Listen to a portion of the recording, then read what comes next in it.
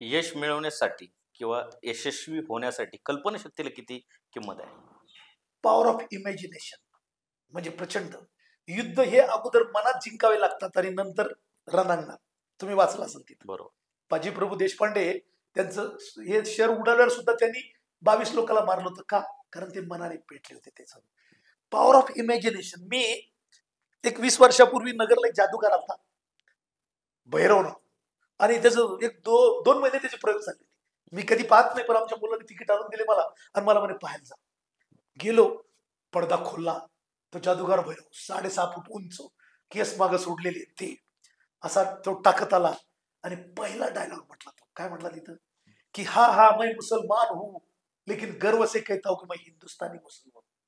Power of imagination म्हणजे की पहिली एंट्री, पहिलं यश. इंजिनियर असतात तिथं. इंजिनियर याला पॉवर ऑफ इमॅजिनेशन खूप लागतं. कल्पनाशक्ती. तुम्ही 10 वर्षानंतर काय होणार आहे तुम्हाला आता कळलं पाहिजे. तिथं तुम्ही घर बांधायला घेतलं, इंजिनियर घर बांधल्यावर इथं दरवाजा पडा असं नाही करतो, इथं खिडकी ठेवा असं नाही करतो.